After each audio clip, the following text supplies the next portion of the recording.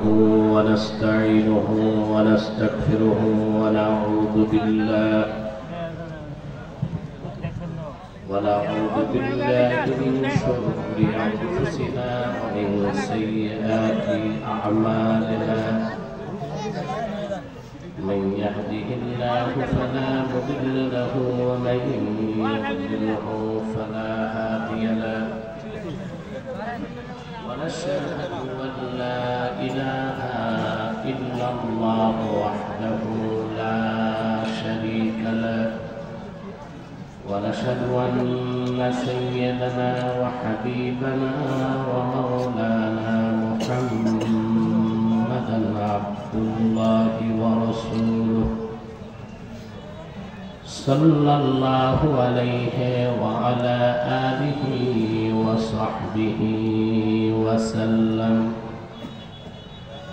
الذي أكمل الله به قصر النبوة أي ختم الله به النبوة وحكم لا نبي بعده وأعلن في القرآن بالبرهان أن محمدا صلى الله عليه وسلم خاتم النبيين والمرسلين الذي أرسله بالحق بشيرا ونذيرا وداعيا إلى الله بإذنه وسراجا منيرا فقد قال الله تعالى في كلامه المجيد والفرقان الحميد أعوذ بالله من الشيطان الرجيم بسم الله الرحمن الرحيم سبح اسم ربك الأعلى الذي خلق فسوى والذي قدر فهدى والذي أخرج المرعى فجعله غثاء أحوى سنقرئك فلا تنسى إلا ما شاء الله إنه يعلم الجهر وما يخفى ونيسرك لليسرى صدق الله العظيم وصدق رسوله النبي الكريم ونحن على ذلك من الشاهدين والشاكرين والحمد لله رب العالمين إن الله وملائكته يصلون على النبي يا أيها الذين آمنوا صلوا عليه وسلموا تسليما اللهم صل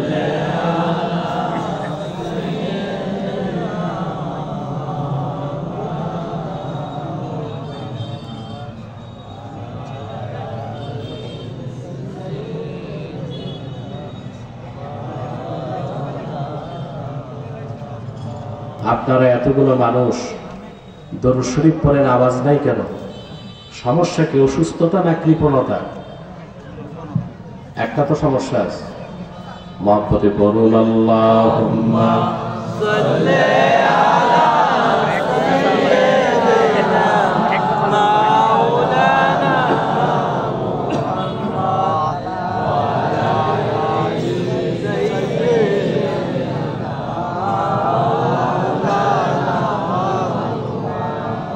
मेरा दिल तड़प रहा है, मेरा जल रहा है सीना, ये दवा वहीं मिलेगी, मुझे ले चलो मदीना।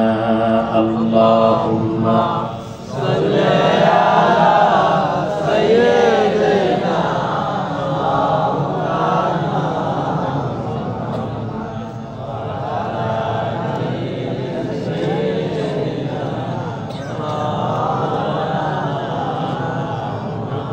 मदीने की हवा से जन्नती बू आती है, खाके पाके मदीना में नूरे जन्नत चमकती है। अल्लाहुम्मा सल्ली अला सय्यिदिना मौलाना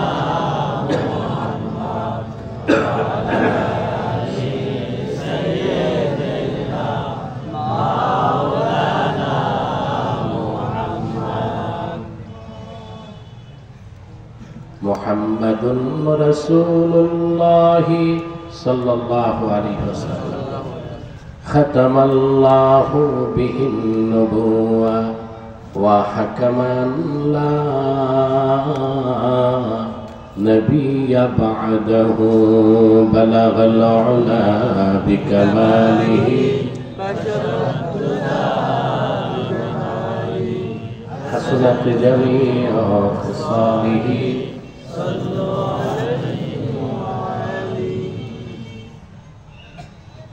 এলাহাবাদ দক্ষিণপাড়া ঈদগাহ মাঠে আয়োজিত আজকের তাফসীরুল কুরআন মাহফিলের সম্মানিত সভাপতি হাজী আকামত আলী বারাকাল্লাহু ফি উমরিহ,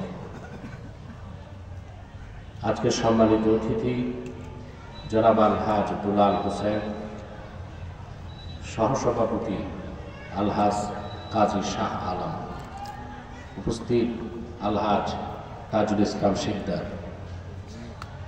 উলামায়ে কেরাম, তুলাবায়ে ইজাম, প্রচণ্ড ব্যস্ততার মধ্যেও দিনের বেলা খ্যাত খামার, ব্যবসা বাণিজ্য, দোকানপাট বন্ধ করে কেউ খেয়ে আর কেউ না খেয়ে আজকের এই মহতি মাহফিলে যারা এসেছেন স্বেচ্ছায় সানন্দে স্বতঃস্ফূর্তভাবে মনের আনন্দে শুধুমাত্র আল্লাহর কোরআনের দুর্বার টানে প্রবল আকর্ষণে তাদের সকলকে অন্তরের অন্তঃস্থল থেকে জ্ঞাপন করছি মুবারক,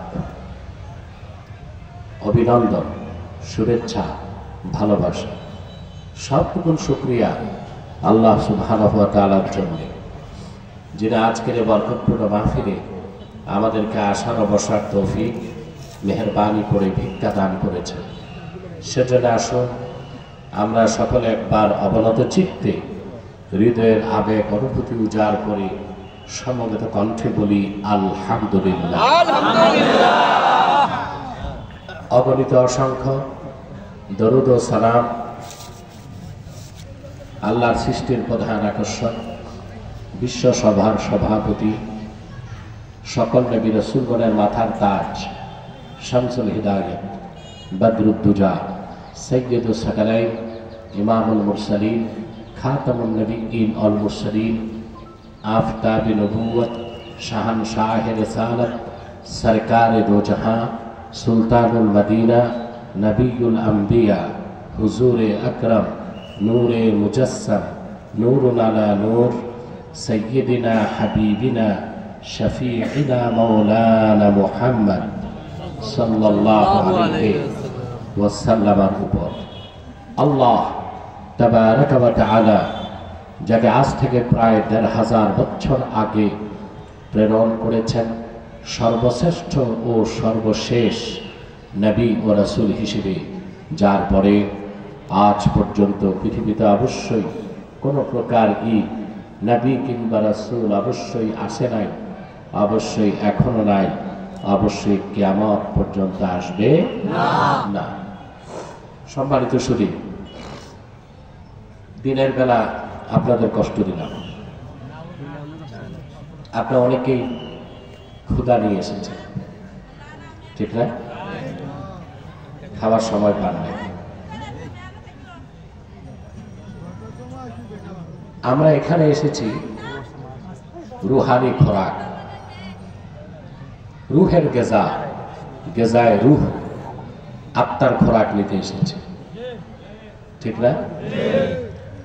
মুহাক্কিকগণ বলেন খাদ্য দুই প্রকার, আম্মাল গেজাউ ফাহুয়া নাওআন, গেজাউন তাকুমু বিহিল আবদান ওয়া গেজাউন তাকুমু বিহিল আরওয়াহ। এক প্রকার খাদ্য যা খেলে দেহটা সুস্থ থাকে, সুঠাম হয়, ভালো থাকে, না খেলে ক্ষুধা লাগে, দেরি করলে মানুষ মরে যায়। ওয়া গিযাউন তাকুমু বিহিল আরওয়াহ, আরেক প্রকার খাদ্য যা খেলে রূহটা শক্তিশালী হয়। আল্লাহ রাব্বুল আলামিন মানুষের দেহটা প্রস্তুত তৈরি করেছেন মাটির সারনির্যাস থেকে, সেজন্য দেহের সব খাদ্য আসে মাটি থেকে, চাল ডাল গম শাকসবজি ফল ফলাদি সব মাটি থেকে আসে, কিন্তু মানুষের রূহটা এসেছে আসমান থেকে, রূহের খোরাকটাও এসেছে আসমান থেকেই। সুবহানাল্লাহ। আমরা আজকে এসেছি গেজায়ে রূহ, আত্মার খোরাক নিতে, ঠিক না? আল্লাহ আমাদের ভালোবেসেছেন বলি তার কোরআন থেকে সাবাক নেবার সুযোগ দিয়েছেন। আল্লাহ যখন তার কোনো বান্দাকে পছন্দ করেন, আল্লাহ তাকে দ্বীন শিখার সুযোগ করে দেন। হলো না? পুরুষের কণ্ঠে বলেন আলহামদুলিল্লাহ। আল্লাহ কাউকে ভালোবেসেছেন তখনই বোঝা যাবে যখন লোকটি দ্বীন শিখতে এগিয়ে আসে। আল্লাহর হাবিব ইরশাদ করেছেন, সহিহুল বুখারীতে এসেছে, হযরতে মুআবিয়া রাদিয়াল্লাহু তাআলা আনহু বর্ণনা করেন, আল্লাহর হাবিব ইরশাদ করেছেন, মান ইউরিদিল্লাহু বিহি খাইরান ইউফাক্কিহু ফিদ-দ্বীন ফাইন্নামা আনা কাসিম ওয়াল্লাহু ইউতি। আল্লাহর হাবিব ইরশাদ করেছেন, আল্লাহ তার যে বান্দার কল্যাণ চান তারে আল্লাহ দ্বীনের সমজদার বানায় দেন। আল্লাহ আপনাদের কল্যাণ চেয়েছেন বলেই দ্বীনের পথে আসার সুযোগ আপনাদেরকে আল্লাহ দান করেছেন। এতে আপনারা খুশি না বেজার? আপনাদের এই দেবিদ্যার এলাহাবাদে আমি প্রায় 1 যুগ পরে এসেছি, ঠিক 12 বছর পরে এসেছি। মুসলিম নামধারী মুনাফিক যারা, আল্লাহর কোরআনের আওয়াজ যাদের পরিচয় বিদ্ধ হয়, এরা তাফসীরুল কোরআন মাহফিলগুলোকে বন্ধ করে দিত। আমাকে আপনাদের এলাকার এক কুলাঙ্গার রাজনীতিবিদ নামের এক মুনাফিক 12 বছর দেবিদ্বার আসতে দেয়নি। তাতে কি সমস্যা? আজকে আমি আছি, ও তো নাই। ওরে তো দূরবীন দিয়ে খুঁজেও পাবেন না। আর মানুষ যদি খুঁজে পায়, কুকুরকেও মানুষ এভাবে পিটাবে না, ওরে যেভাবে পিটায় মানুষ। সম্মানিত শুধু আল্লাহ তাআলা এই জাতির উপর দয়া করেছেন, ফেসিবাদের জগদ্দল পাথর থেকে দেশ মুক্ত হয়েছে, আলহামদুলিল্লাহ। আল্লাহ আপনাদের সুযোগ দিয়েছেন এখানে আসার এবং বসার, এতে আপনারা খুশি না বেজার? বেজার শুধু শয়তান, শয়তানও বেজার, তার চেলা চামুন্ডারও বেজার। এখন শয়তান একটাই ওয়াসওয়াসা দিবে, মুনাজাতের আগে উঠানো যায় কিনা। আমরা এতগুলো মানুষ মুনাজাত করলে অবশ্যই দোয়া কবুল হবে, আমাদের গুনাহ মাফ হবে ইনশাআল্লাহ। তো শয়তান যেন ওয়াসওয়াসা দিতে না পারে, আমরা কি নেক নিয়ত করতে পারবো? আমরা নিয়ত করছি কিছুক্ষণ পরে আজকের মুনাজাত করে গুনাহ মাফ করে নিষ্পাপ বেহেশতি আল্লাহ ওয়ালা হয়ে বাড়ি যেতে চাই। কারা কারা হাত তুলে আল্লাহ তাআলাকে দেখান। নারায়ে তাকবীর।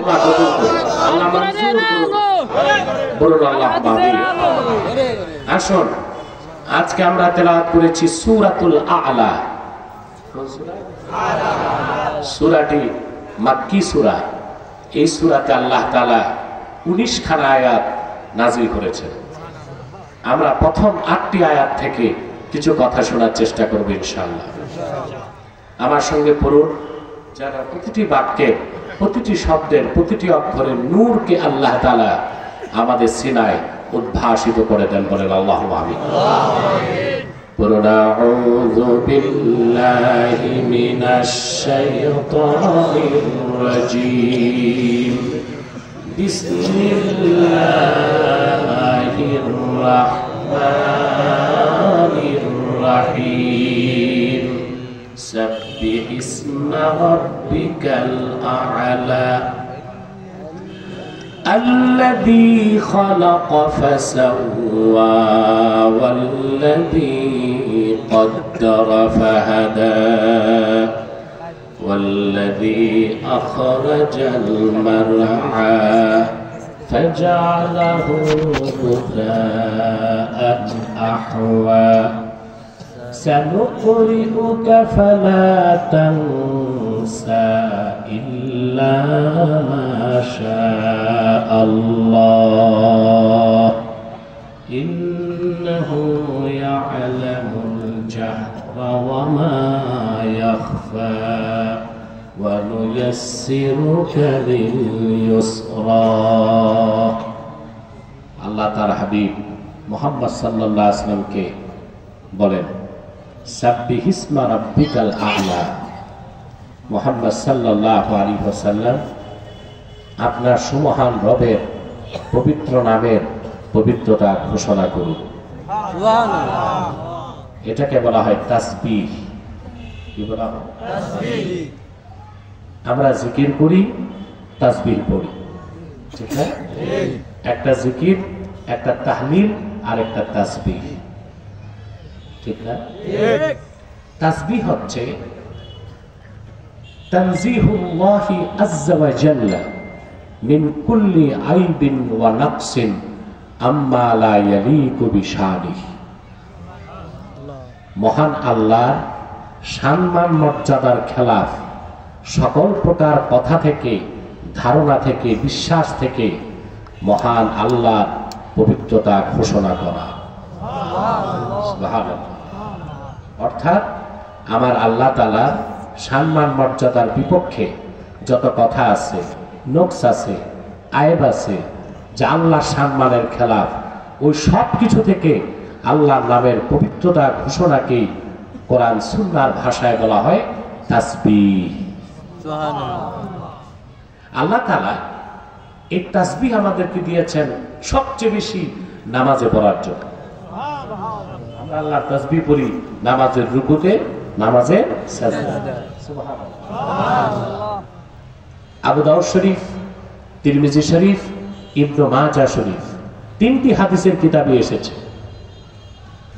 লাম্মা নাযালাত ফাসাব্বিহ বিসমি রাব্বিকাল আযীম قال لنا رسول الله صلى الله عليه وسلم اجعلوها في ركوعكم। যখন কোরআনে আল্লাহ নাজিল করলেন ফাসাব্বিহ বিসমি রাব্বিকাল আযীম, মুহাম্মদ সাল্লাল্লাহু আলাইহি সাল্লামের, মুহাম্মদ সাল্লাল্লাহু আলাইহি ওয়াসাল্লাম, আপনি আপনার মহান রবের নামের তাসবিহ পড়ুন। আল্লাহর হাবিব সাহাবায়ে কেরামকে বললেন, তোমরা এই তাসবিহটা নামাজের রুকুতে পড়ো। তখন থেকেই শুরু হয়ে গেল নামাজের রুকুতে পড়া সুবহানা রাব্বিয়াল আযীম।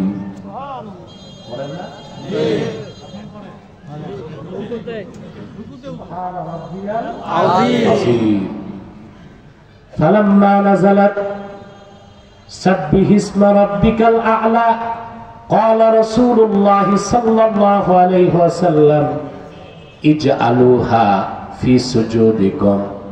আবার যখন কোরআনে নাযিল হলো সাব্বিহ ইসমা রাব্বিকাল আ'লা, আল্লাহর হাবিব বললেন এই তাসবিহটা নামাজের সাজদায় পড়ো।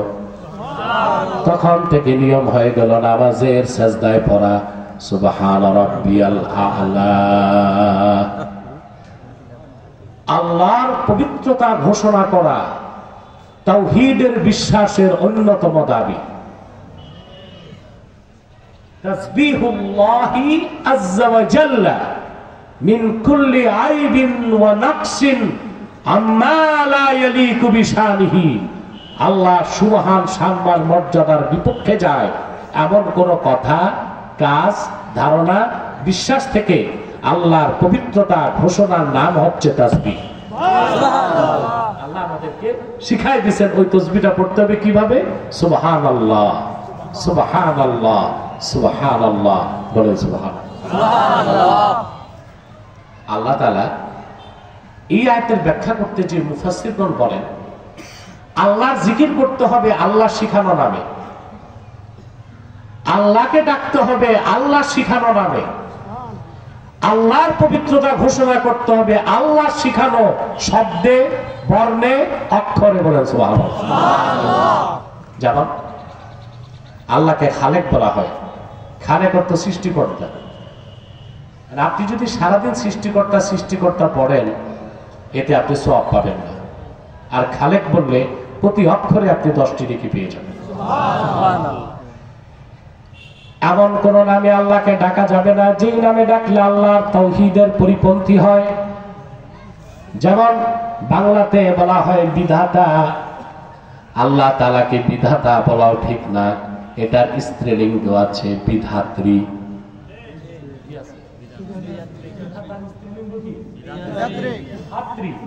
আল্লাহ নামের স্ত্রীলিঙ্গ আছে।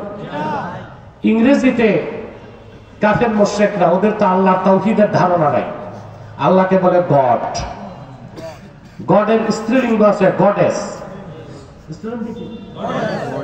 আল্লাহকে প্রভু বলা তাও ঠিক না, প্রভুর স্ত্রীলিঙ্গ আছে পত্নী। অর্থাৎ আল্লাহকে এমন কোন নামে ডাকা যাবে না যা আল্লাহর তাওহীদের বিপক্ষে যায়। সুবহানাল্লাহ বলে। তাসবিহ বুঝতেছেন? আল্লাহ তার হাবিবকে বলেছেন সাব্বিহিসমা রাব্বিকাল আ'লা, মুহাম্মদ সাল্লাল্লাহু আলাইহি সাল্লাম আপনার সুমহান রবের সুমহান নামের পবিত্রতা ঘোষণা করুন বলেন সুবহানাল্লাহ। এরপর আল্লাহ তাআলা তিনি যে রব ওই পরিচয়টা তুলে ধরছেন, আল্লাযী খালাকা ফাসাওয়া ওয়াল্লাযী কদ্দারা ফাহাদা, যিনি সবকিছু সৃষ্টি করেন আবার সবকিছুর মধ্যে সমতা নির্ধারণ করেন। ওয়াল্লাযী কদ্দারা ফাহাদা, যিনি সবকিছুর পরিমাপ নির্দিষ্ট করে দেন আর প্রতিটা সৃষ্টিকে বেঁচে থাকার পথ দেখায় দেন। সুবহানাল্লাহ। রবের পরিচয় জানেন? আল্লাহু আকবার। রব কাকে বলে? আমরা আল্লাহর রুবুবিয়তের পরিচয় জানি না। রব শব্দের ব্যাখ্যা করতে যে আল্লাহ বাবা জাবি লেখেন আর-রাব্বু বিমা'না আত-তারবিয়া হিয়া তাবলীগুশ শাইই ইলা কামালিহি শাইআন ফাশাইআ। রব বলা হয় সেই মহান সত্তাকে যিনি অস্তিত্বহীনকে আপন কুদরতে অস্তিত্ব দান করেন, তারপর ছেড়ে দেন না, ধাপে ধাপে ক্রমে ক্রমে সৃষ্টিকে তার পূর্ণতায় পৌঁছে দেন, তারপরও ছেড়ে দেন না, তাকে অক্সিজেন দেন, রিজিক দেন, বেঁচে থাকার সব ব্যবস্থা আল্লাহই ব্যবস্থা করে দেন। এই কাজটুকুনকে আরবিতে বলা হয় তারবিয়াত। এই কাজ যিনি করেন তাকে বলা হয় রব। আমার আল্লাহ রব্বুল আলামিন হচ্ছেন রব্বুল আলামিন। এই জন্য আল্লাহ সাব্বিহিসমা রাব্বিকাল আ'লা বলার পর তিনি যে রব পরিচয়টা তুলে ধরছেন, আল্লাযী খালাকা ফাসাওয়া, যিনি সবকিছু সৃষ্টি করেন আর সৃষ্টির মধ্যে সমতা নিশ্চিত করেন। সুবহানাল্লাহ বলেন। দেখেন আল্লাহ তাআলা সবকিছুর মধ্যে সমতা নির্ধারণ করেন। ওনার সৃষ্টির মধ্যে কোনো বক্রতা নাই, অসংলগ্নতা নাই, ত্রুটি নাই, বিচ্যুতি নাই। শুধু মানুষটা প্রতিটা সৃষ্টির দিকে তাকান, প্রতিটা সৃষ্টিকে তিনি তৈরি করেছেন সমতা নির্ধারণ করে, ওখানে কোনো অসংলগ্নতা নাই। আল্লাহর প্রতিটা সৃষ্টির মধ্যে আল্লাহ কুদরতের সুনিপুণ দক্ষতা ফুটে উঠেছে বলেন সুবহানাল্লাহ। সুবহানাল্লাহ। আপনি গাছের দিকে তাকান, নদীর দিকে, খালের দিকে, ফসলের দিকে, প্রাণীগুলোর দিকে, সূর্যের দিকে, চন্দ্রের দিকে, নক্ষত্রের দিকে সবকিছু সমতা আল্লাহ নির্ধারণ করে দিয়েছেন, করছেন না? তারপর তিনি বলেন ওয়াল্লাযী কদ্দারা ফাহাদা, প্রতিটা সৃষ্টিকে তিনি, প্রতিটা সৃষ্টির ক্ষেত্রে তিনি মাপ নির্ধারণ করে দিয়েছেন। একটা মানুষের দুইটা হাত সমান, দুইটা পা সমান, দুইটা চক্ষু সমান, সুবহানাল্লাহ। পরিমাপ নির্ধারণ কে করছেন? আল্লাহ। এমন যদি হতো একটা হাত 22 ইঞ্চি আর একটা 18 ইঞ্চি, কেমন লাগে? চোখ একটা হাঁসের ডিমের মতো আর একটা কোয়েল পাখির ডিমের মতো, ভালো লাগতো? সব কিছুতে তিনি মাপ নির্ধারণ করে দিয়েছেন। ওয়াল্লাযী কদ্দারা ফাহাদা, প্রতিটা সৃষ্টির ক্ষেত্রে তিনি সুবহানাল্লাহ পরিমাপ নির্ধারণ করে দিয়েছেন। আর প্রতিটা সৃষ্টিকে পৃথিবীতে বেঁচে থাকার ব্যবস্থাপনা দিচ্ছেন, অ্যাডভান্টেজেস দিচ্ছেন, উপকরণ দিচ্ছেন, বেঁচে থাকার পথও তিনি দেখায় দিচ্ছেন, বলে সুবহানাল্লাহ। দেখেন না, প্রতিটা সৃষ্টিকে আলাদা আলাদা আকৃতি দিচ্ছেন, প্রতিটা সৃষ্টিকে বেঁচে থাকার ভিন্ন ভিন্ন ব্যবস্থা দিচ্ছেন। কে দিচ্ছেন? আল্লাহ। এই কাজ কার? আল্লাহ। রবের। এই কাজ কার? রবের কাজ। কার কাজ? হযরত মুসা আলাইহিস সালাম, এই কথাটা বুঝাতে আমি কোরআন কারীম থেকে আরেকটা বিষয় তুলে ধরছি। মুসা নবী গেছেন ফেরাউনের কাছে, আল্লাহ পাঠাইছেন মুসাকে, যাও ফেরাউনকে দাওয়াত দাও, ইযহাব ইলা ফিরআউনা ইন্নাহু তাগা। মুসা, তুমি ফেরাউনের কাছে যাও, সে সীমা লঙ্ঘন করেছে। মুসা নবী তার ভাই হারুনকে নিয়ে গেলেন। মুসা আলাইহিস সালাম দেখি বললেন, তুমি মুসা না? বলে হ্যাঁ। আমার স্ত্রী আসিয়া যে তোমার নদী থেকে তুলে আনছিল, ওই মুসা না? বলে হ্যাঁ, তাও ঠিক। তুমি নাকি কালেমার দাওয়াত দাও? বলে হ্যাঁ। তো কি বলো তুমি? তিনি বলেছেন, আমার দাওয়াতের মূল হচ্ছে লা ইলাহা ইল্লাল্লাহ, আল্লাহ ছাড়া কোনো মাবুদ নাই। ফেরাউন বলল, ফেরাউন নিজেও কিন্তু আল্লাহকে বিশ্বাস করত, কিন্তু আল্লাহ যে একমাত্র রব এটা বিশ্বাস করত না। ফেরাউন মুসাকে বলল, ওয়ামান রাব্বুল আলামিন, রব্বুল আলামিন আবার কে? মুসা নবী বললেন, রাব্বুকুম ওয়া রাব্বু আবাইকুমুল আউয়ালিন। ফেরাউন, তোর আমার সবার যিনি রব তিনি তো রব্বুল আলামিন। সুবহানাল্লাহ। ফিরআউন বলল, আমার কাছে রবের আরেকটু পরিচয় তুলে ধরো। হযরত মুসা তখন বললেন, রব্বুনাল্লাযী আ'তা কুল্লা শাইইন খালকাহু সুম্মা হাদা। আমাদের রব তো তিনি, যিনি প্রতিটা সৃষ্টিকে ভিন্ন ভিন্ন আকৃতি দেন আর প্রতিটা সৃষ্টিকে বেঁচে থাকার পথ দেখায় দেন। খেয়াল করে দেখেন, একটি মুরগির ডিম থেকে বাচ্চা বেরোয়, বের হবার পরই সে দৌড়ায় কিনা? মানুষের বাচ্চা আড়াই বছর লাগে হামাগুড়ি দিতে, আর মুরগির বাচ্চাটা বের হয়ে দৌড়ায়। চিল যখন ছো মারতে আসে, দৌড়ায় সে তার মার পাখার নিচে আশ্রয় দেয়। চিল তারে খেয়ে ফেলবে, বাঁচার উপায় কি? কে দেখায় দেন? আল্লাহ। সুম্মা হাদা, সব কে দেখায়? আল্লাহ। একটি হাঁসের ডিমের দিকে তাকান, ডিম থেকে হাঁসের বাচ্চা বের হবার পর প্রথম দিনে নদীতে সাঁতার কাটে কিনা বলেন? ওরে সাঁতার কে শিখালো? আল্লাহ। ও তো সুইমিং সেন্টারে যায় নাই।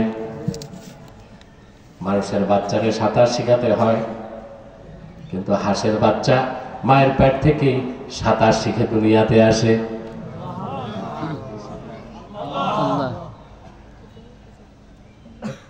শীতকাল, বাংলাদেশ থেকে প্রায় 11,000 কিলোমিটার দূরে সাইবেরিয়া, রাশিয়ার, আমেরিকার আলাস্কা, ওখানে এখন প্রচন্ড শীত। এখন সাইবেরিয়াতে শীত আছে -71°C। চিন্তা করতে পারেন, 4°C পানি বরফ হয়। কয় ডিগ্রি? 4 ডিগ্রি, তারপর 3 ডিগ্রি, তারপর 2 ডিগ্রি, তারপর 1 ডিগ্রি, তারপর -1 ডিগ্রি। সাইবেরিয়াতে ঠান্ডা হচ্ছে এখন -71°C।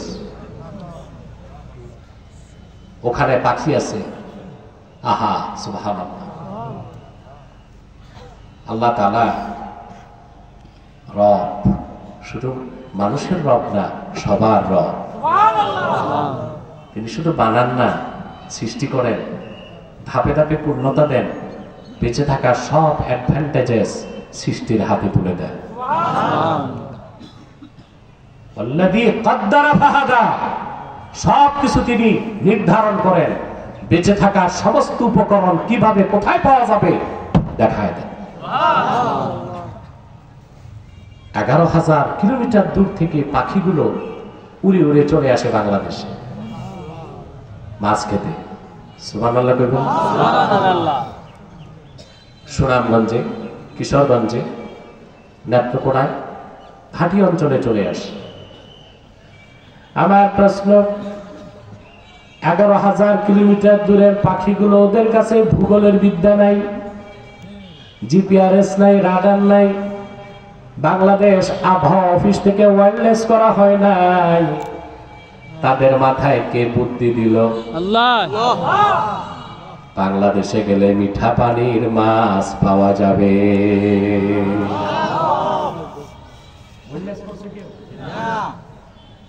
আবহাওয়া অফিস থেকে কোনো ফোন গেছে? 11,000 কিলোমিটার পথ পাড়ি দিয়ে বাংলাদেশে এসে টানা 2 মাস পেট ভরে খায়। আবার ওরা যখন টের পায় আল্লাহর হুকুমে তাদের দেশে শীত কমছে, আবার নিজের বাড়ি চলে যায়।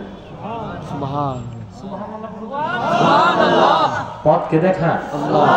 বেঁচে থাকার সব ব্যবস্থা কে করে দেন? তিনি তো রব। কিন্তু আফসোস, গরু, ছাগল, ভেড়া, বকরি, কীট পতঙ্গ, পাখি, ইতর প্রাণীগুলো আল্লাহকে চিনছে, রবের রুবুবিয়তকে স্বীকার করে, কিন্তু মানুষের মধ্যে অকৃতজ্ঞ কাফের মুশরিক নাস্তিকরা তাদের রবের কৃতজ্ঞতা স্বীকার করতে পারে। আহা আফসোস, আল্লাহ কুদরত দেখে মস্তক নত হয়, আল্লাহর নামটা মুখে দেয় না। আপনার স্যাটেলাইট চ্যানেলগুলো দেখেন, এখন টপ অফ দা ওয়ার্ল্ড হচ্ছে আমেরিকার দাবানল। এত দাবানল না, আল্লাহর গজব। এটা বিশ্বাস করেন? লিবিয়াতে, সিরিয়াতে, আফগানিস্তানে, ইরাকে যুগের পর যুগ বোমা বর্ষণ করে বিশ্ব সন্ত্রাসী আমেরিকা যে আগুন জ্বালিয়েছে, তার থেকে 100 গুণ আগুন আল্লাহর হুকুমে আমেরিকায় জ্বলছে। ক্যালিফোর্নিয়া, লস অ্যাঞ্জেলস ছাই হয়ে যাচ্ছে। মিলিয়নার, বিলিয়নার যারা, ওদের বাড়িগুলো এখন কিচ্ছু নাই, শুধু ছাই, দাঁত মাজা যাবে।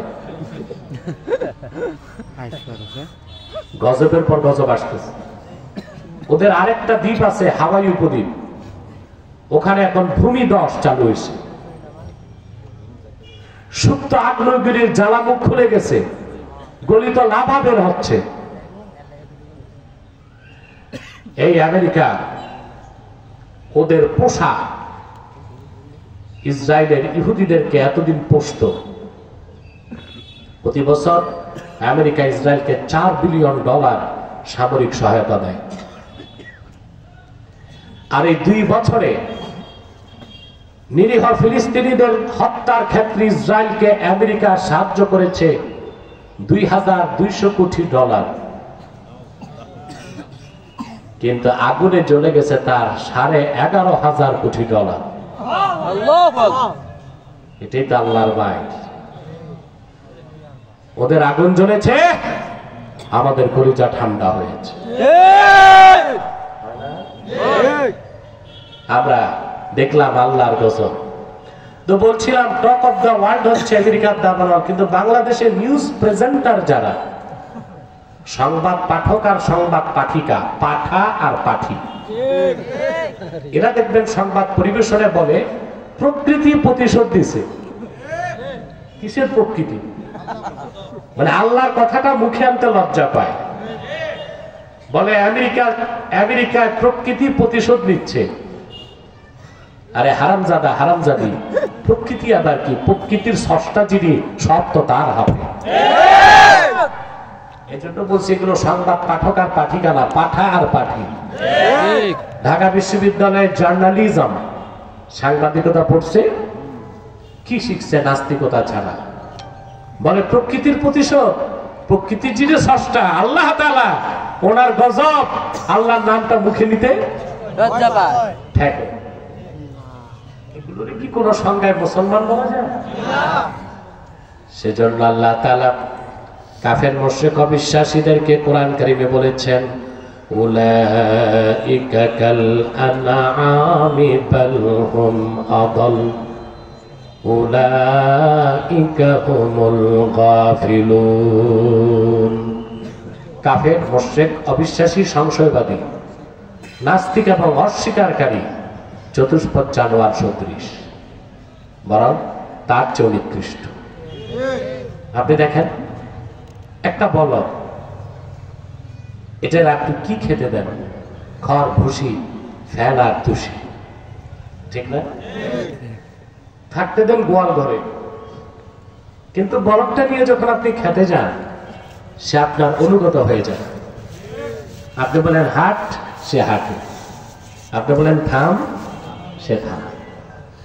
আপনি সামান্য একটু তাকে খাদ্য দিচ্ছেন, থাকার ব্যবস্থা করে দিচ্ছেন, সে আপনার কৃতজ্ঞতা স্বীকার করছে। একটা কুকুর, তাকে আপনি হাত দিয়ে চুষতে দেন, কিন্তু আপনার প্রতি সে কতটা কৃতজ্ঞ, সারা রাত আপনাকে পাহারা দিয়ে চোর থাকে।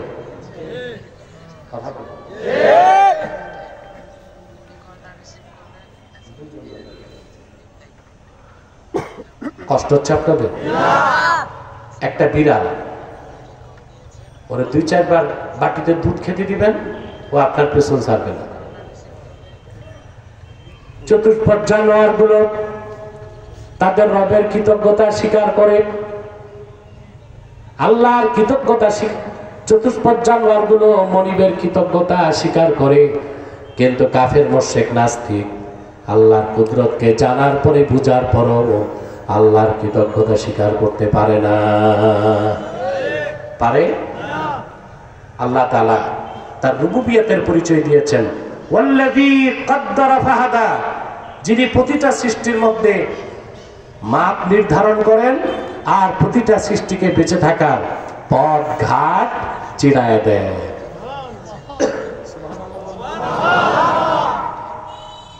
তারপরে আল্লাহ তাআলা বলেন, والذي أخرج المرعى فجعله غثاء أحوى।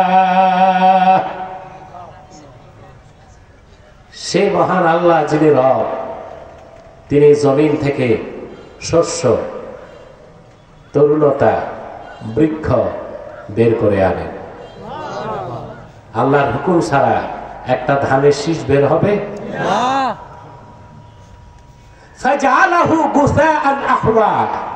আল্লাহ বলেন, সেই মহান আল্লাহ আবার এই সবুজ শ্যামল শস্যকে নিকষ কালো খড়কুটা বানান। কে বানান? আল্লাহ। গুসা বলা হয় আরবিতে খড়কুটাকে, আহওয়া বলা হয় নিকষ কালোকে।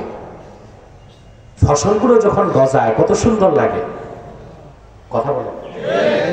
ধান যখন পেকে যায়, ধান থেকে সোনালী আভা বের হয়, কৃষকের চক্ষু জুড়িয়ে যায়। সরষে খেত তাকাই থাকতে মন চায়, সরিষার খেত আপনারা দেখেন না? শাকসবজি যখন সকালবেলা শিশির পড়ে কেমন সুন্দর লাগে। আল্লাহ বলেন, এগুলোকে আবার আল্লাহ যখন মন চায়, আল্লাহর ইচ্ছে যখন হয়, তিনি নিকষ কালো খড় কুটায় পরিণত করে দেন। এখানে আল্লাহ সূক্ষ্মভাবে ইঙ্গিত দিচ্ছেন, বান্দা আমি যেভাবে ফসলগুলোকে খড়কুটা বানাই দিই, তোমাদেরকে আমি মৃত্যুর মাধ্যমে দুনিয়া থেকে বিদায় দেব, আবার পরবর্তীতে হাসর ময়দানে তোমাদেরকে আমি জিন্দা করব। আমার এই অসীম ক্ষমতা আছে। সানুকরিউকা ফালা তানসা ইল্লা মা শাআল্লাহ। ওহী নাজিলের শুরুতেই আল্লাহ তার হাবিবকে বললেন, মুহাম্মদ সাল্লাল্লাহু আলাইহি ওয়াসাল্লাম, আমি আপনাকে কোরআন কারীম পাঠ করাবো।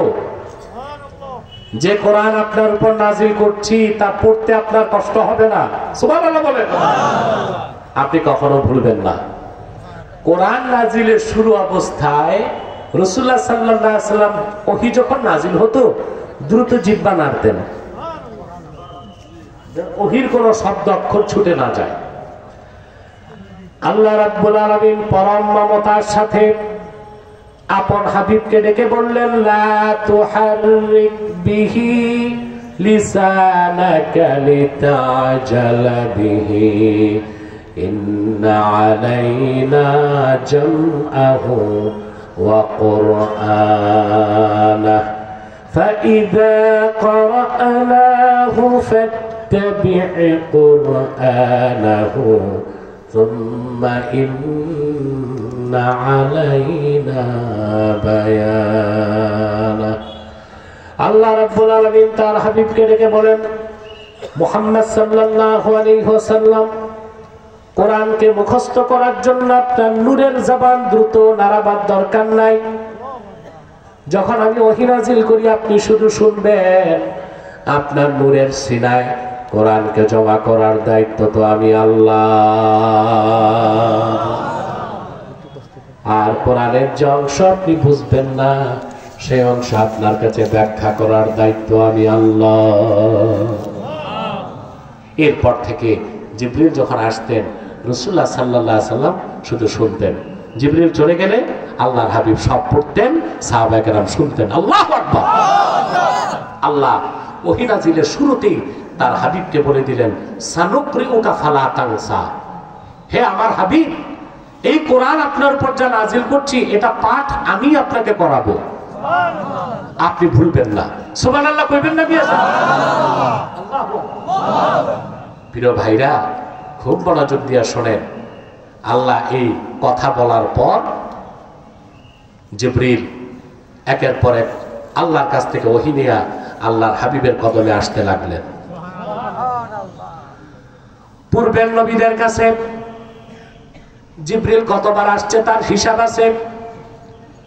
নবী ইব্রাহিমের কাছে এসেছে মাত্র 10 বার, ঈসা নবীর কাছে এসেছে, মুসা নবীর কাছে এসেছে 300 বারের বেশি, ঈসা নবীর কাছে এসেছে 415 বার। আর আল্লাহর আখিরি নবী মুহাম্মদ সাল্লাল্লাহু আলাইহি সাল্লামের কদমে 30 পারা কোরআন নিয়ে জিবরিল এসেছেন 24,000 বার।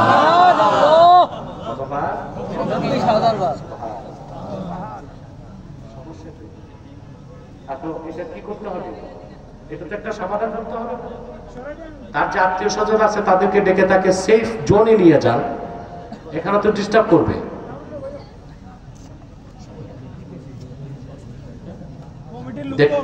দেখতে দেখতে ভাই 1.5 ঘন্টা চলে গেছে, আর আমার টাইম দিবেন আধা ঘন্টা ইনশাআল্লাহ। একটা মানুষও উঠবেন তো দূরে থাক, মাথাটাও নাড়বেন না। খুব সুন্দর করে কথাগুলো শুনতে হবে, একটা মেসেজ নিয়ে বাড়ি যেতে হবে।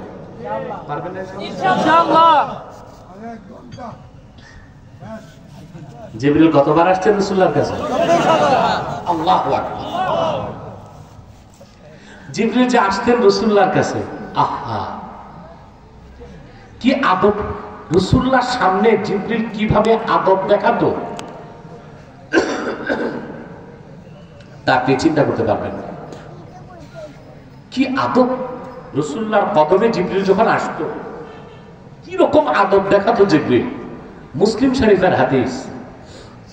সাহাবায়ে কেরাম বলেন, জিবরিল একদিন আল্লাহর হাবিবের কাছে আসলেন মানুষের সুরতে। সুবহানাল্লাহ। فأسند ركبتيه إلى ركبتي النبي ووضع كفيه على فخذيه। আমরা দেখলাম জিবরিল এসে তার দুই হাঁটু আল্লাহর হাবিবের দুই হাঁটুর সাথে লাগাই দিল। আল্লাহু আকবার। আর জিবরিল তার দুই হাত রাসূলুল্লাহর দুই রানের উপর রেখে জিবরিল তার মাথাটা রাসূলুল্লাহর সিনার দিকে নত করে দিল। আল্লাহ সুবহানাল্লাহ। তারপরে জিবরিল একের পর এক প্রশ্ন করলেন রাসূলুল্লাহর কাছে, ঈমান কি? রাসূলুল্লাহ জবাব দিলেন। ইসলাম কি? রাসূলুল্লাহ জবাব দিলেন। ইহসান কি? রাসূলুল্লাহ জবাব দিলেন। জিবরিল যখন চলে গেলেন আল্লাহর হাবিব বললেন, সাহাবীরা রুদ্দুহু, যে লোকটা বেরিয়ে গেছে তারে ফিরায় আনো। সাহাবায়ে কেরাম বেরিয়ে দেখেন কেউ নাই, কাউকে দেখা যায় না। আল্লাহর হাবিব বললেন, আমার প্রিয় সাহাবীরা, হাজা জিবরিল আতাকুম ইউআল্লিমুকুম দীনাকুম। এ তো কোনো মানুষ ছিল না, আল্লাহর ফেরেশতা জিবরিল ছিল। আমার কদমের সামনে বসে প্রশ্ন করে উত্তর নিয়ে তোমাদের দিন শিখাতে এসেছে। সাহাবায়ে কেরামকে জিবরিল প্রথমে শিক্ষা দিয়েছেন যে ইলম আর ঈমান শিখতে হলে আল্লাহর হাবিবের তাজিম আর আদব অন্তরে রাখতে হবে। আজকে দেশে বক্তার অভাব নেই, কিছু বক্তা, কিছু প্রবক্তা, কিছু স্কলার আর কিছু স্ক্রু ড্রাইভার, এরা ওয়াজ করতে যে কথা বলতে যে আল্লাহ তার হাবিবের সম্মান মর্যাদার দিকে খেয়াল রাখে না। এই ভণ্ড মূর্খ বক্তাদের কারণে অসংখ্য মানুষের ঈমান নষ্ট হয়ে যাচ্ছে। এদেরকে অন্তত 2 বছর ট্রেনিং দেওয়া দরকার, যে ওয়াজ করার সময় আল্লাহ তার হাবিবের তাজিম কিভাবে, আল্লাহ তার হাবিবের তাজিমের খেলার জন্য কথা না হয় সেজন্য তাদের ট্রেনিং দেওয়া দরকার। বাংলাদেশের ট্রেনিং এর কোনো ব্যবস্থা নাই। আগে যখন খেলাফত ছিল, ইসলামী শাসন, তো বক্তা যদি ভুল করত তাকে গাধার সাথে বেঁধে হাঁটানো হতো। এখন বক্তাগুলো এমন পর্যায়ে গেছে, গাধার সাথে বাঁধলে গাধা কানবে চিপু চিপু করে। কারে বাঁধছে আমার সাথে? আল্লাহ হেদায়েত করুক, আমিন। আল্লাহ হেদায়েত করুক, আমিন। আল্লাহ তার হাবিবের আজমত যার অন্তরে থাকবে না, কোনদিন সেই অন্তরে ঈমান ঢুকতে পারে না। এটা মনে রাখবেন। মানুষকে কিভাবে চিনবেন? যার বক্তব্যে, যার কথায় আল্লাহ তার হাবিবের মাহাব্বত আর আজমতের কথা প্রকাশ পায়, আপনি মনে করবেন সে সলিড। আর যদি দেখেন কারো বক্তব্যে আল্লাহ তার হাবিবের সম্মান মর্যাদার বিপক্ষে কথা যায়, মনে করবেন তার অন্তর দূষিত। ঠিক। তো বলছিলাম জিবরিল রাসূলুল্লাহর কাছে এসেছেন কতবার? 20,000 বার। 30 পারা কোরআন নাযিল হয়ে গেল। সুবহানাল্লাহ। আল্লাহ তার হাবিবকে ওয়াদা করেছিলেন ইসলামের সূচনায়, আপনি কখনো কোরআন ভুলবেন না। সুবহানাল্লাহ। প্রত্যেক রমজানে রাসূলুল্লাহ একবার জিবরিলকে কোরআন খতম করে শোনাতেন। জিবরিল রাসূলুল্লাহকে কোরআন খতম করে শোনাতেন। যে বছর আল্লাহর হাবিব দুনিয়া থেকে বিদায় নিয়ে রফিকে আলা আমার আল্লাহর কাছে চলে গেলেন, সেই রমজানে রাসূলুল্লাহ জিবরিলকে 2 বার কোরআন খতম করে শোনালেন। জিবরিলও 2 বার কোরআন খতম করে শোনালেন। কোথায় শ্বাস নিতে হবে, কোন অক্ষর কিভাবে উচ্চারণ করতে হবে, কোথায় থামতে হবে, এই সব কিছু জিবরিল আল্লাহর হাবিবকে দেখায় দিলেন। আল্লাহ তাআলা বলেছেন, সানুকরিউকা ফালা তানসা। মুহাম্মদ সাল্লাল্লাহু আলাইহি সাল্লাম আপনার রব আল্লাহ, আমি আল্লাহ আপনাকে পাঠ করাবো, আমি ওহী নাযিল করব, সেই ওহী আপনার উপর অবতীর্ণ ওহী পড়তে আপনার কষ্ট হবে না, আপনি কখনো তা ভুলবেন না। ইল্লা মাশা আল্লাহ, তবে আল্লাহ যতটুক চান ততটুক আল্লাহ ভুলাবেন। ওয়ানুয়াস ইন্নাহু ইয়ালামুল জাহরা ওয়া মা ইয়াখফা। আল্লাহ প্রকাশ্য গোপন সবকিছু জানেন। এরপর আল্লাহ বলেন ওয়ানুয়াসসিরুকা লিল ইউসরা। এটা ওহী নাযিলের শুরুতেই আল্লাহ তার হাবিবকে ওয়াদা করলেন, ওয়ানুয়াসসিরুকা লিল ইউসরা, আপনার জন্য দ্বীনকে, শরীয়তকে আমি সহজ করে দেব। কি করে দিব? এটার ব্যাখ্যা ইবনে কাসির লেখেন, ওয়া নুয়াসসিরুকা লিল ইসরা আই নুশাররিউ লাকা দীনান কাইয়্যিমান সামহাতান লা ই'ওয়াজাজ ফীহি ওয়া লা হারাজ ওয়া লা উসরা। সুবহানাল্লাহ। হে রাসূল, আপনাকে এমন একটা দ্বীন ইসলাম আমি দিব যা খুব সহজ, পরিপূর্ণ, সুন্দর। সুবহানাল্লাহ। যে দ্বীনের মধ্যে কোনো বক্রতা থাকবে না, আর দ্বীনটা এত সহজ হবে যেখানে অযৌক্তিক বাড়াবাড়ি থাকবে না, মাত্রাতিরিক্ত ছাড়াছাড়ি থাকবে না। অযৌক্তিক বাড়াবাড়ি থাকবে না, মাত্রাতিরিক্ত থাকবে না। সুবহানাল্লাহ বলবেন। আল্লাহ ১,৫০০ বছর আগে তার হাবিবের সদকায় দ্বীন ইসলাম আমাদেরকে দিয়েছেন। এতটা সুন্দর, এতটা সহজ, যেখানে মাত্রাতিরিক্ত অযৌক্তিক বাড়াবাড়ি নাই, আবার মাত্রাতিরিক্ত ছাড়াছাড়ি নাই, আবার আরেক দিক দিয়ে পুরা পরিপূর্ণ, যেখানে কোনো ঘাটতি নাই। সুবহানাল্লাহ বলবেন না?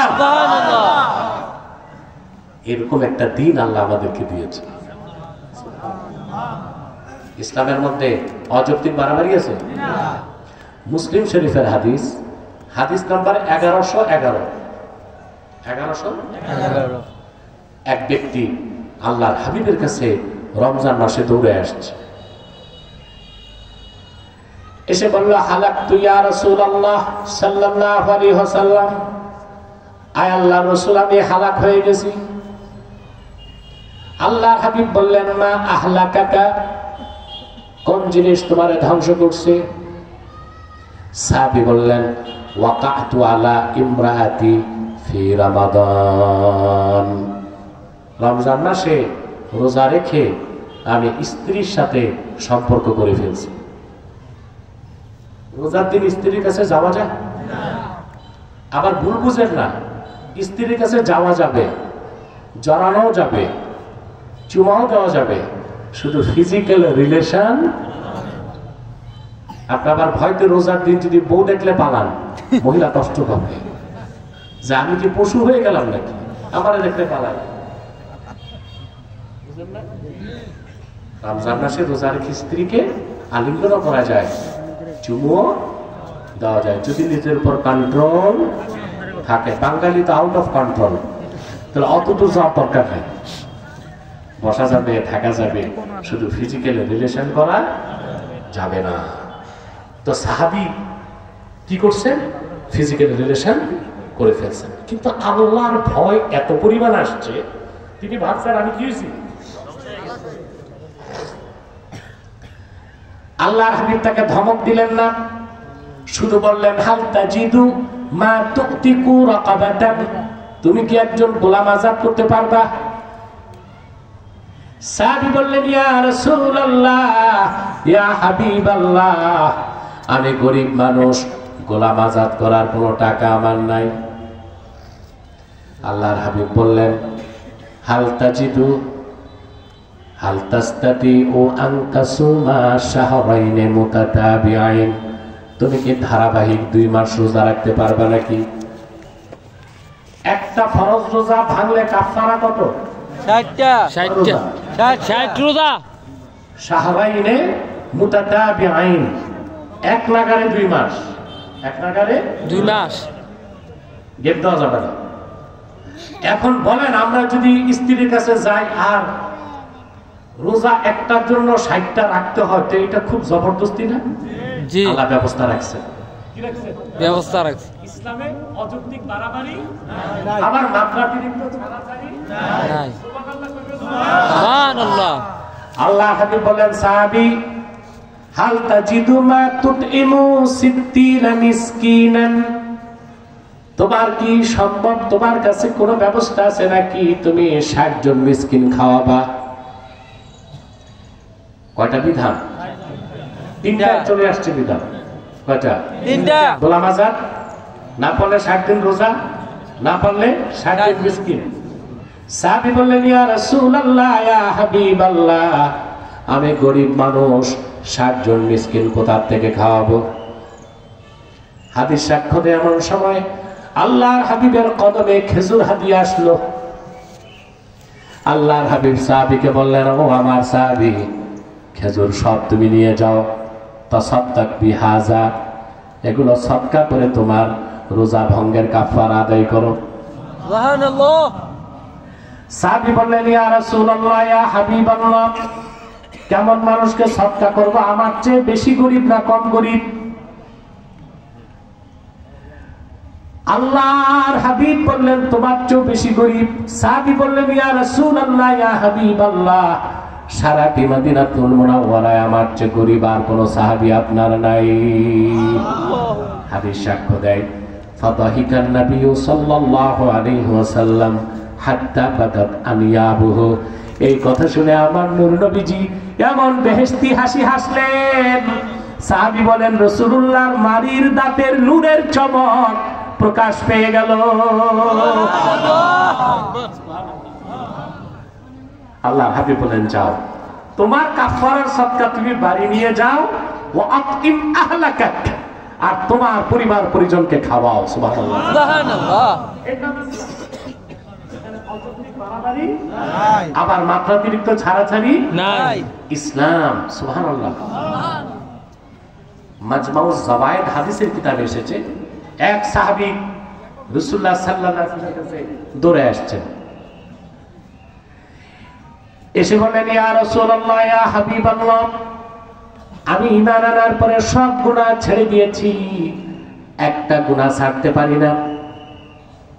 রাসূলুল্লাহ বললেন, সেটা কোন গুনাহ? সাহাবী বললেন, আমি জিনার কাজ ছাড়তে পারি না। আহা, আপনি নবী নাউজুবিল্লাহ পড়তেছেন, আগে শোনেন। আমার রাহমাতুল লিল আলামিনের কদমে সাহাবায়ে কেরাম কতটা নিঃসংকোচে কথা বলতে পারতেন। আজকে যদি কোনো পীরের কাছে মুরিদ যে বলে আমি জিনা ছাড়তে পারতেছি না, বিশ্বাস হাতে কি নিবে? আমার কাছে বলিস জিনা ছাড়তে পারিস না, রাসূলুল্লাহ সাল্লাল্লাহু আলাইহি ওয়াসাল্লাম তাকে একটা ধমকও দিলেন না, শুধু বলেন, সাহাবী, তোমার মায়ের সাথে কেউ যদি ব্যভিচার করে তুমি মানবা? বলে, কখনো না। তোমার স্ত্রীর সাথে? তাও না। তোমার বোনের সাথে? তাও না। আল্লাহর হাবিব বললেন, সাহাবী, তুমি যেই মেয়েদের সাথে ব্যভিচার করো তারা তো কারো মা, কারো বোন, কারো স্ত্রী। সাহাবী বলেন, রাসূলুল্লাহর নসিহত আমার কলিজা এমন ভাবে দাগ কাটলো, জিন্দেগিতে আজ জিনার কাছে যাই নাই। আল্লাহু আকবার। শরীয়ত মানার ক্ষেত্রে ইসলাম বাড়াবাড়ি দেয় নাই। সুবহানাল্লাহ। মধ্যপন্থা দিছে। ওয়ানুয়াসসিরুকা লিল ইউসরা, রাসূলুল্লাহকে আল্লাহ কি শরীয়ত দিবেন? আগে মুসা নবীর সময় আপনারা জানেন, মুসা নবী গেছে তুর পাহাড়ে আল্লাহর সাথে কথা বলতে। তো মিশরে, এটা হচ্ছে মিশর ছেড়ে তিনি যখন চলে গেলেন ওখানে সিরিয়ার দিকে, ফিলিস্তিন, বাহার কালজুম পার হয়ে ওখানে যাওয়ার পর আল্লাহ ওদেরকে, বনি ইসরায়েলকে খাদ্য দিতেন, মান্না সালওয়া, জানেন তো আপনারা? এমন এক অভিশপ্ত জাতি বর্তমান ইহুদিদের পূর্বপুরুষ বনি ইসরায়েল, এই বেহেশতি খানা খাইয়া খুশি না। মুসা ডেলি ডেলি ভাল লাগে না। মুসা নবী করতে, কি খাবি? আমাদের খাইতে মন চায় চাল, ডাল, আদা, রসুন, এগুলো। তিহ নামক ময়দানে মুসা নবী তাদেরকে রেখে, বুঝলেন, তুর পাহাড়ে গেছেন। এটা তখনও পার হন, মানে মিশর ছেড়েছেন, কিন্তু তুর পাহাড়ে আবার তিনি গেছেন আল্লাহ তাআলার সাথে কথা বলার জন্য। বনি ইসরায়েলের মধ্যে ছিল সামিরি। কে? সামিরি দেখছে মুসা নবী আসতেছে না, সে মহিলাদের স্বর্ণালঙ্কার নিয়ে আগুনে গালায়া একটা বাসুর বানায়া। সামিরি দেখেছিল জিবরিল যখন ঘোড়া নিয়ে আসতেন, ঘোড়ার পা যেখানে পড়তো ওখানে ঘাস হয়ে যেত।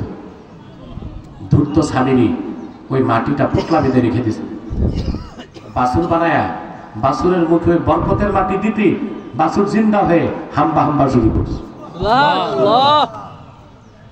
বনি ইসরায়েলকে মুসা নবী বলল, এটাই তো তোমাদের দেবতা। মুসা আর আসবে না, পালাইছে, শিরকি কাজে লিপ্ত হয়ে। মুসা নবী আসলেন, এসে তার বড় ভাই হারুনের বাম হাতে দাড়ি ধরে ডান হাতে দিলেন এক থাপ্পড়। তুমি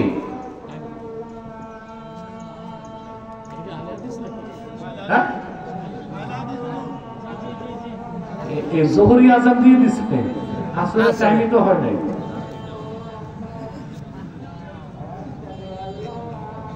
কথা শুনতেছেন তো? এক থাপ্পড় দিছে মুসা নবী তার ভাই হারুনকে। হারুন বললেন, মুসা লা তাখুজ বিলিহিয়াতি, আমার দাড়ি এইভাবে ধরো না, আমি কি করবো? ওদের বাধা দিছে, ওরা শোনে নাই। তারপর মুসা নবী আল্লাহর কাছে কাঁদলেন, আল্লাহ মাফ করে দাও। আল্লাহ শর্ত দিছে, ঈমান আনার পরে, তওবা করার পরেও তাদেরকে মৃত্যুদণ্ড দিতে হবে।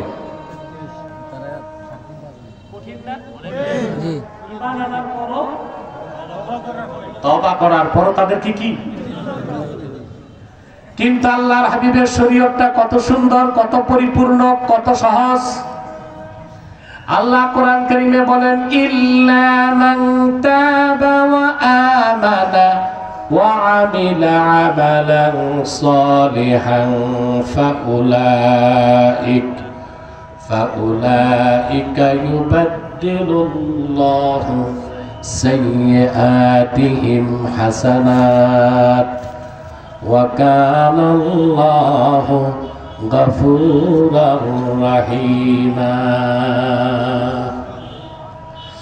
আল্লাহ রাব্বুল আলামিন বললেন, উম্মতে মুহাম্মাদের মধ্যে কোন মানুষ যত বড় কাফের হোক, মুশরিক হোক, যত অপরাধ থাক, তাদের মধ্যে যারা তওবা করে ঈমান এনে মুসলমান হয়ে যাবে, আল্লাহ তাদের জীবনের সব গুনাহগুলোকে সওয়াবের দ্বারা বদল করে দিবে।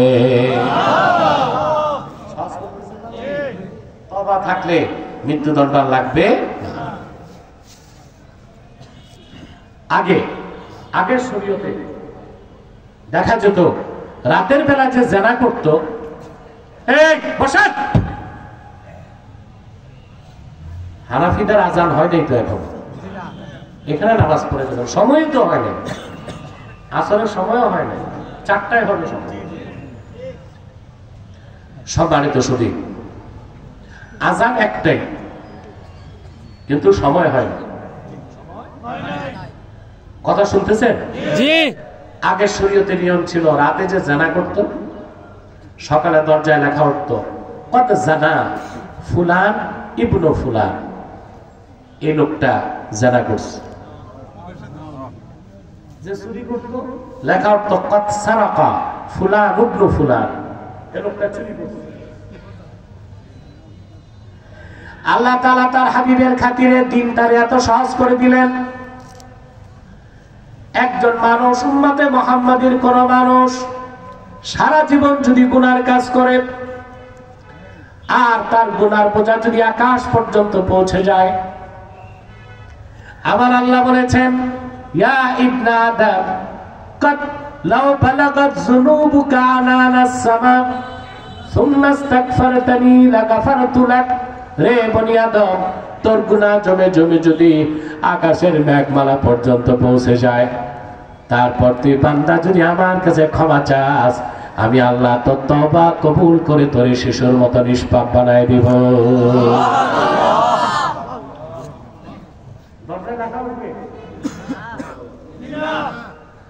যদি আগের নিয়ম থাকতো ইসলামে, তাহলে আমরা দেখতাম মন্ত্রী এমপিদের বাড়ির দরজায় লেখা উঠতো, এই চোরটা 200 কোটি খাইছে,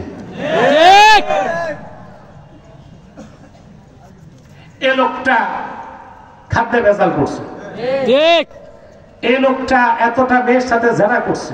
ঠিক উপায় থাকতো? আহা, রাসূলুল্লাহর দ্বীন মানাও সহজ, বুঝাও সহজ। সুবহানাল্লাহ। আল্লাহ দ্বীনকে সহজ করে দিয়েছেন। আল্লাহ রাব্বুল আলামিন বলেন,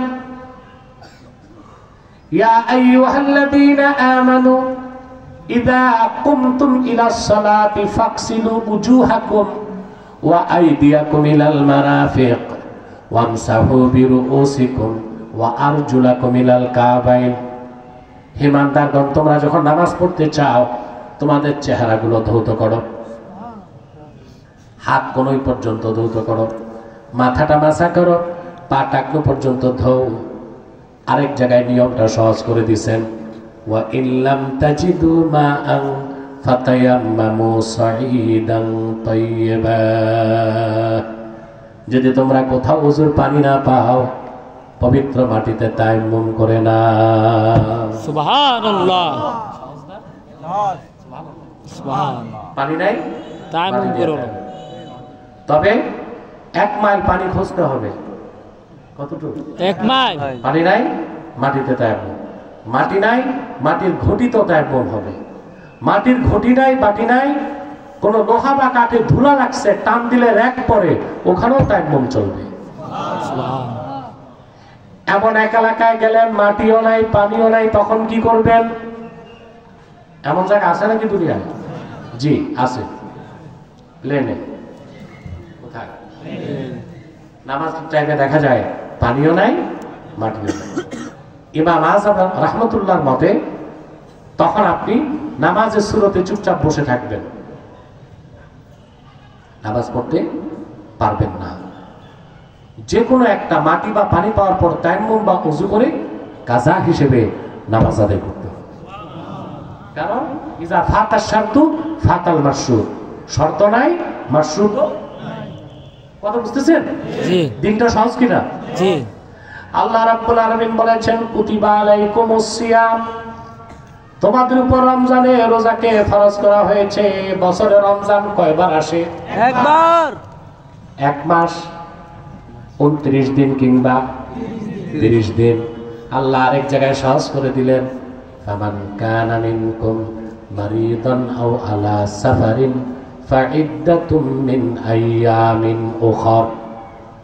রমজান মাসে তোমাদের মধ্যে কেউ যদি অসুস্থ থাকে কিংবা সফরে থাকে, তার জন্য মাফ আছে, সে রোজা রাখবে না। সুস্থ হবার পরে কিংবা সফর থেকে ফিরে আসার পরে রোজা কাজা আদায় করবে। আল্লাহ একটু সওয়াব কম দিবেন না, পুরা রমজান মাসে রোজা রাখার সওয়াব দিয়ে দিবে। সুবহানাল্লাহ। দিন সহজ, দিন পরিপূর্ণ। আল্লাহ ১৫০০ বছর আগে তার আখিরি নবী মুহাম্মদ মুস্তাফা সাল্লাল্লাহু আলাইহি ওয়াসাল্লামের মাধ্যমে দিন ইসলামকে সহজ করে দিয়েছেন। সুবহানাল্লাহ। দিন পাঠিয়েছেন, দিনটা সহজ করে দিয়েছেন, পরিপূর্ণ করে দিয়েছেন। দিন পরিপূর্ণ। আপনার ব্যক্তি জীবন, সমাজ জীবন, রাষ্ট্র জীবনের প্রত্যেকটা সমাধান ইসলামে আছে। ইসলাম গতানুগতিক ধর্ম না, ইসলাম হচ্ছে পূর্ণাঙ্গ জীবন বিধান। আপনি আপনার আর্থ সামাজিক সমস্যা, সাংস্কৃতিক, শিক্ষা জীবন, রাজনৈতিক জীবন, ব্যক্তি জীবন, পরিবার জীবন, সংসার জীবন, সব সমস্যার সমাধান দিন ইসলামে পাবেন কিনা বলেন? কথা বলেন। এই জন্য মুসলমান কখনো ধর্ম নিরপেক্ষতাকে বিশ্বাস করতে পারে না। আমরা সাধুবাদ জানাই, নির্বাচন এবং সংবিধান সংস্কার কমিটি সুপারিশ করছে সরকারকে ধর্ম নিরপেক্ষতা বাদ দিতে।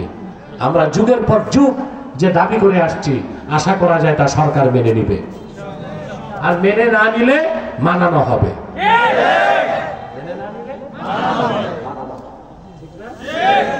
আপনার 5ই আগস্ট অভ্যুত্থান দেখছেন, বিপ্লব কিন্তু দেখেন নাই।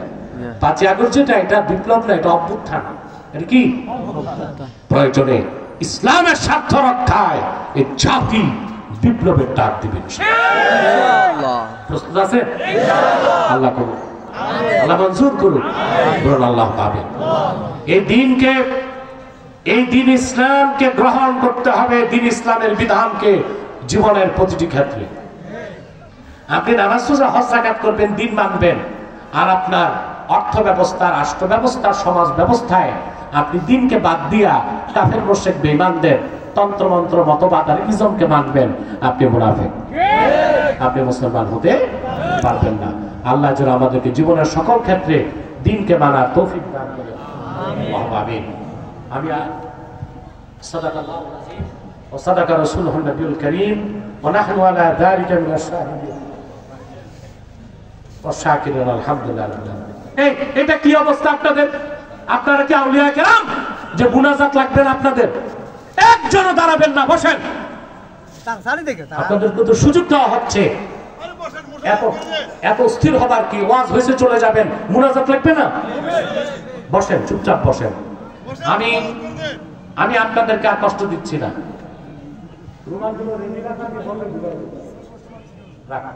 আমি আর কষ্ট দিচ্ছি না। আমি একটা কথা বলবো ভাই, আপনার এখানে বিভিন্ন দলের লোক আছেন না?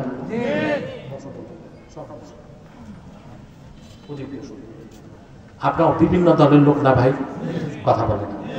কেউ সাদা টুপি, কেউ কালো টুপি, কেউ লম্বা টুপি, কেউ গোল টুপি, কেউ আলিয়া, কেউ কওমি। কথা বলেন।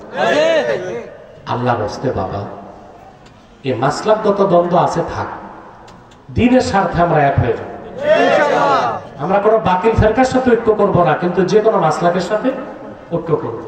মাসলাক যার যার, জোরে বলতে হবে, মাসলাক যার যার। মনে থাকবে?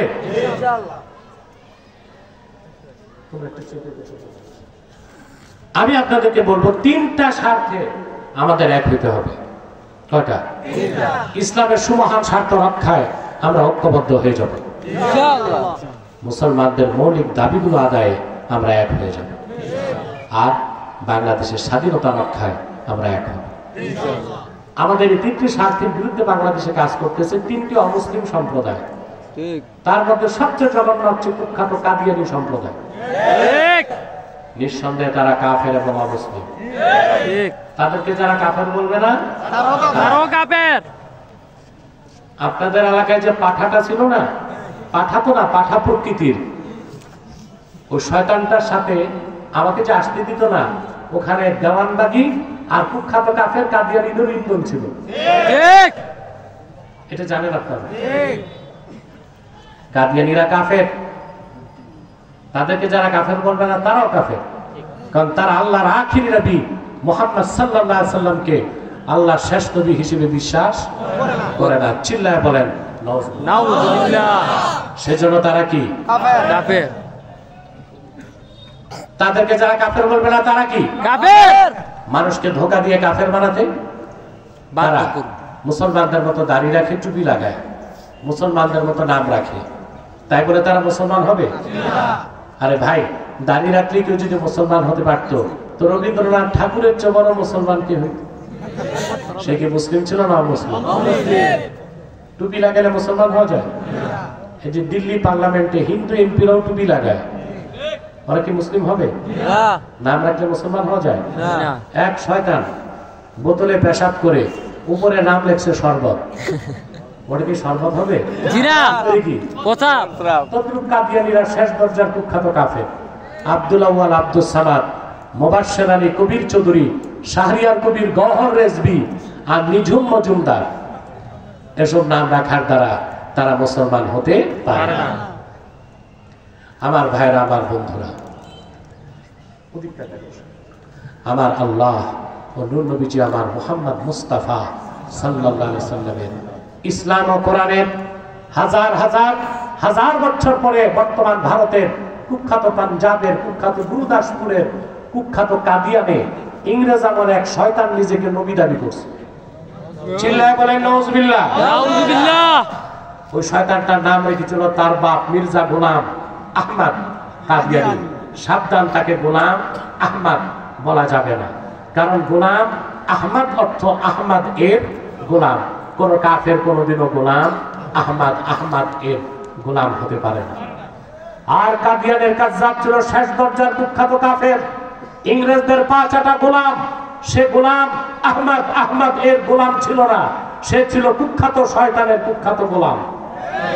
কাদিয়ানের কাজ্জাব, মিথ্যা নবুয়তের দাবিদার মির্জা গোলাম শয়তান কাদিয়ানির উপর গজব এসেছে 1908 সালে। যখন গজব এসেছে, কাদিয়ানের কাজ্জাব, মিথ্যা নবুয়তের দাবিদার মির্জা গোলাম শয়তান কাদিয়ানি 1908 সালে ধ্বংস হয়ে কুখ্যাত জাহান্নামের কুখ্যাত কুকুরে পরিণত হয়েছে। তার অনুসারীরাও ধ্বংস হয়েছে। বর্তমানে কিছু কাদিয়ানি বাংলাদেশে আছে। ইতিমধ্যেই তারা বাংলাদেশে 100 সেন্টার করে ফেলেছে। নাউজুবিল্লাহ বলবেন। নাম পরিবর্তন করে করে তারা মিথ্যা পরিচয় দেয়। কখনো নিজেদের পরিচয় দেয় আহমদী জামাত, কখনো বলে আহমদিয়া জামাত, কখনো বলে আহমদী সম্প্রদায়, কখনো বলে আহমদিয়া সম্প্রদায়, কখনো বলে আহমদী মুসলিম জামাত, কখনো বলে আহমদিয়া মুসলিম জামাত। সাবধান, যত কাদিয়ানি ছিল আছে থাকবে, তারা কেউ আহমদী জামাত নয়, আহমদিয়া জামাত নয়, আহমদী সম্প্রদায় নয়, আহমদিয়া সম্প্রদায় নয়, আহমদী মুসলিম জামাত নয়, আহমদিয়া মুসলিম জামাত নয়, তারা শয়তানি জামাত। কুখ্যাত জাহান্নামের কুখ্যাত কুকুরের দল। আমাদের সকল দলের একটাই দাবি, অনতিবিলম্বে স্বাধীন বাংলায় শয়তান কাদিয়ানীদেরকে রাষ্ট্রীয়ভাবে অমুসলিম ঘোষণা করতেই হবে, করতেই হবে, করতেই হবে। এই দাবি আদায়ে তাহরিকে খাতমে নবুওয়াত বাংলাদেশের ব্যানারে যদি জানমাল দেবার ডাক আসে, কারা কারা প্রস্তুত আছেন হাত তুলে দেন। আল্লাহু আকবার। সম্মানিত সুধী, কাদিয়ানীদেরকে অর্থনৈতিক সহযোগিতা করবেন না, করেন? জি করেন। প্রাণ কোম্পানির যত জিনিস তাদের, সেজান কোম্পানির জুস তাদের, RFL এর পণ্যগুলো তাদের, প্রথম আলো নামের প্রথম অন্ধকার পত্রিকা, ডেইলি স্টার, কালের কণ্ঠ, এগুলো তাদের।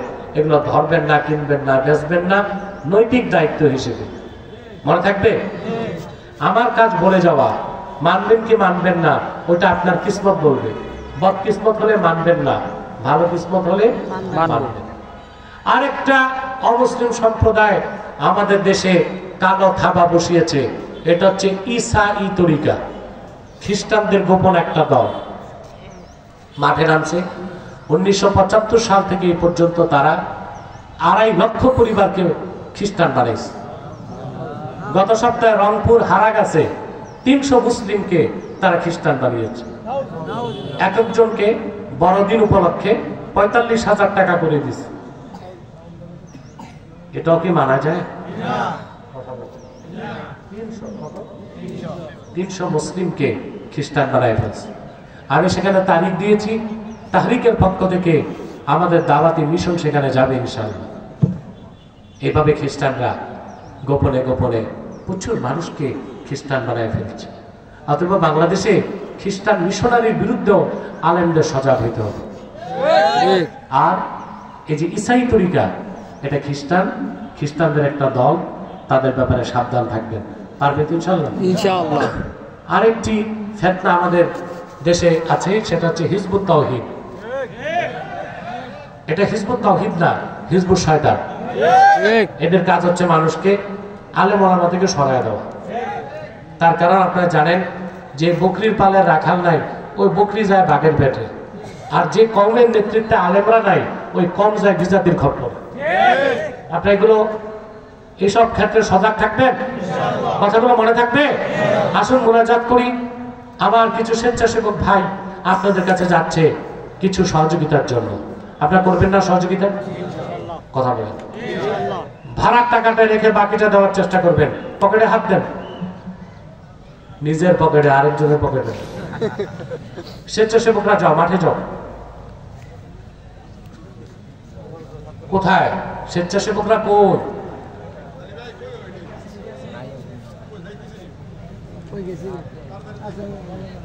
এই ফাঁকে আপনারা 11